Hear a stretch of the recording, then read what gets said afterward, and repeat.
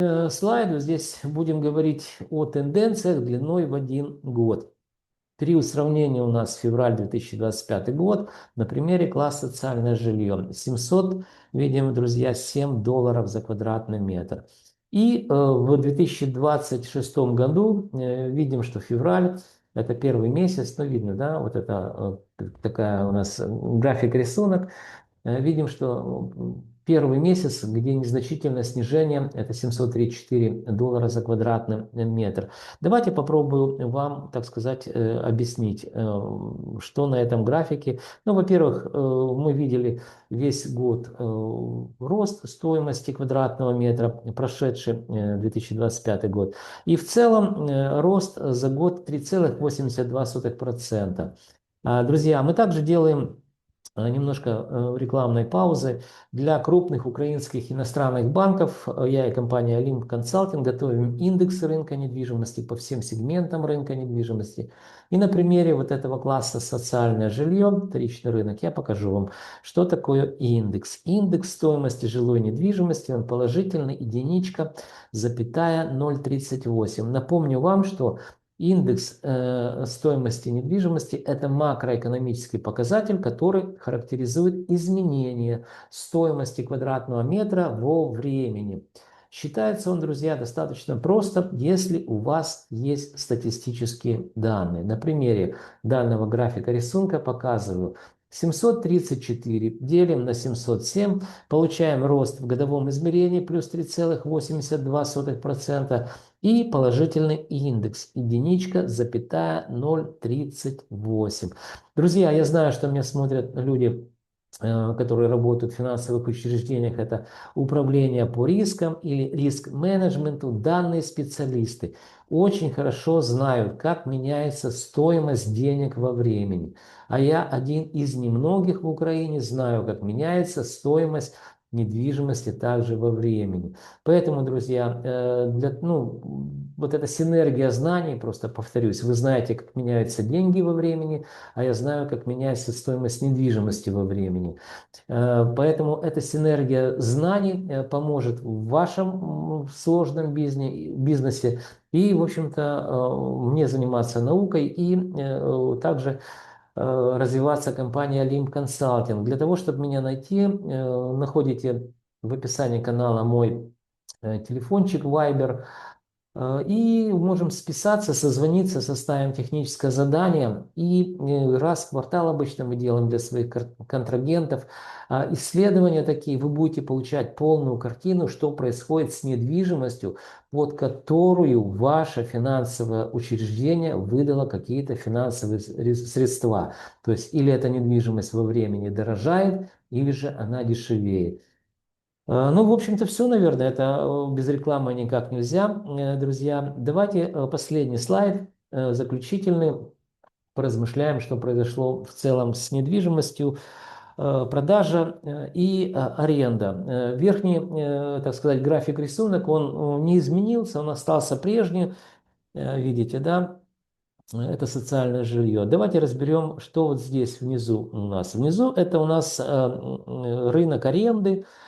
Сравниваем мы долгосрочную аренду, естественно, первый квартал еще 2026 года не прошел, поэтому мы сравниваем декабрь 2025 с декабрем 2024 года, то есть полный год 2025 с 2024 годом. Внизу давайте будем ориентироваться. Видим, что за год аренда, причем, друзья, видите, в долларах это все. Вот верхний график рисунок здесь в долларах, социальное жилье. Почему в долларах, друзья? Потому что вы не найдете ни одного особо одаренного продавца, который бы продал свою недвижимость за гривны и потом с выпученными глазами и с мешком денег бегал по обменникам, обменивая на доллары или евро. Вот поверьте мне, это соответствует действительности. Да, в договоре купли-продажи пишется стоимость оценочная, то есть она в гривнах.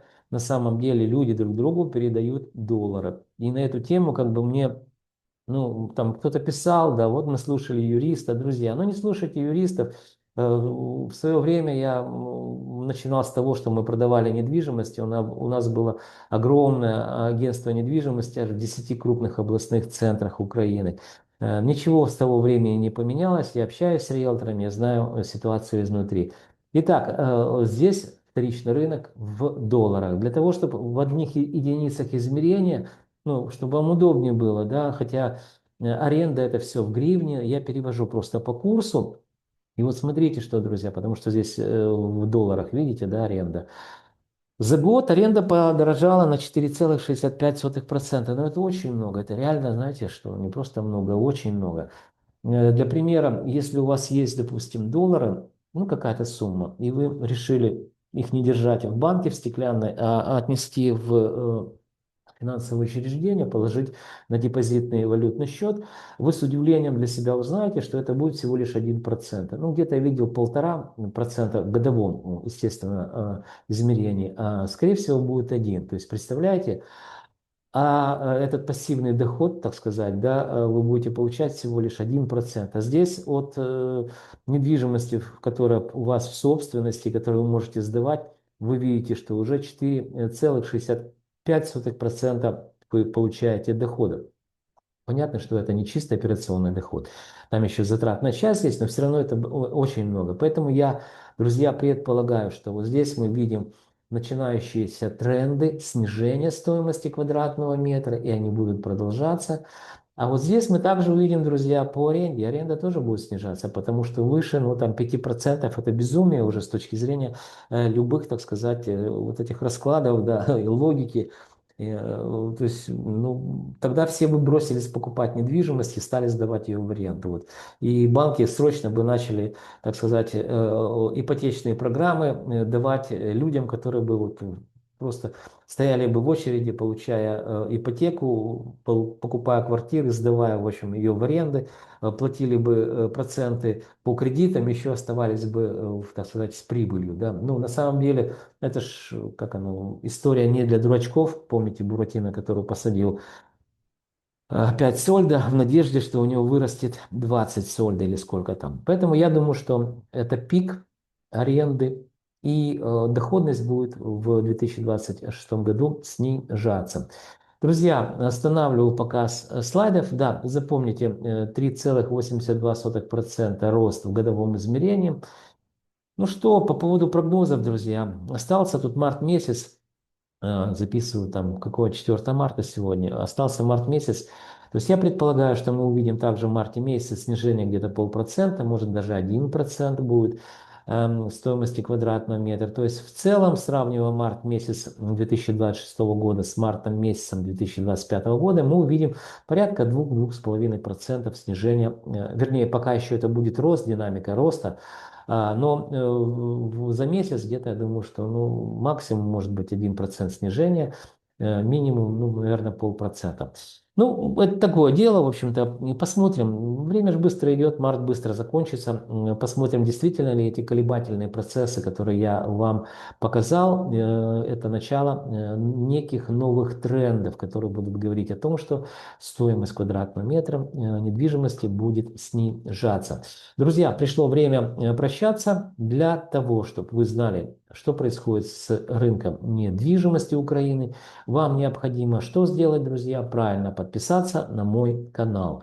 Вы также можете ставить лайки, дизлайки, а еще вы должны помнить, что я ваш скромный слуга и компания Olymp Consulting готовим для вас ежемесячные обзоры рынка недвижимости, которые, я уверен, станут для вас компасом, ну или же картой, конечно же, путеводной в каменных джунглях рынка недвижимости Украины. Друзья, до встречи в следующих моих видеороликах.